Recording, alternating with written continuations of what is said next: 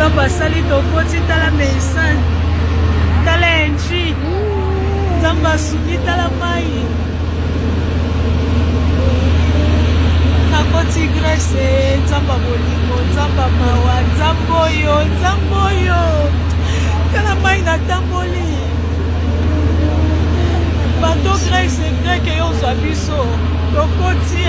Ces jolis visages et cette belle voix tokoyo kaka yango lisusu te pamba te ndeko na biso Rafin Ntumba aza lisusu na bomoite depuis 4 heures du matin ye ayebi na kotika cette terre deux hommes pour na kozongisa molimo na ye epai ya nkolo. Et la vidéo que vous êtes en train de voir ezalaka tourner le jour où Rafin Ntumba et ses deux enfants oyo baza pembeni na ye bayebaki na kota bongo na mboka Grèce. Wana baza na bato oyo yebaki na ko récupérer bango pona ko mema bango na territoire grec. Donc wana ndeko na biso Rafin Ntumba apandai ko expliquer comment voyage na bango se déroulaki pe kokumisa Nzambe na vidéo oyo je me rappelle et créaka penza ma réaction moko très mitigée na communauté na biso. Certaines personnes ba critika kiye ba to ebele ba silikaka pourquoi kozwa risque ya boye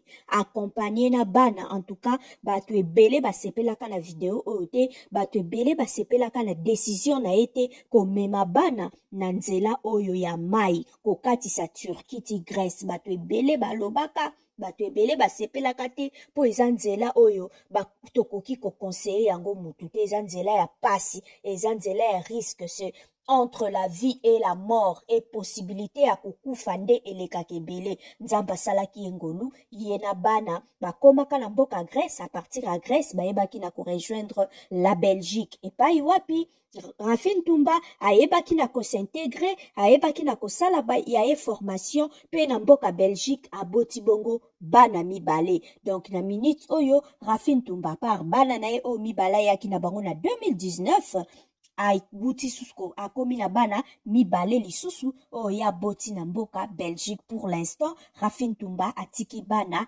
4. Eloko nini ebomi ndeko na biso Rafin Ntumba poto yoki ye na sango ya maladie. Embolie pulmonaire nde yango ebomi ndeko na biso ya mwasi. Embolie pulmonaire est provoquée par la migration et l'immobilisation d'un caillot de sang dans l'une des artères pulmonaires. Elle est le plus souvent la complication d'une thrombose veineuse au niveau des jambes ou du bassin. Voilà, yango wana nde oyo ndeko na biso mwasi ayebi nako eloko oyo ememi ndeko na biso ya mwasi. Donc embolie pulmonaire soki toza ko se rappeler yango wana nde pe je crois yango nde bomaki pe papa Tshisekedi. Oui, Rafin Ntumba pe manakimia. Et je crois que Bananae Bazali pour l'instant entre les bonnes mains parce que le papa de son 3e enfant, avant d'ara précisément na Belgique, moi na oya souka na ebi papa na été, mais oya 3e toyebi monsieur Blaise dernièrement et ça là qui buzz na réseaux sociaux, molimo nae epe manakimia kolo ayambae apesaye et sika ya kimia masumu nae nzambe ya lola alimbisa pe ayambae binoba oyo nyonso bozala choqué bozala touché, bozala blessé na l'une de vidéos peut-être au Rafin Ntumba salaka tango azalaka na se ya moi lokola kei na ye lokola kufi na ye to limbisa pe lokola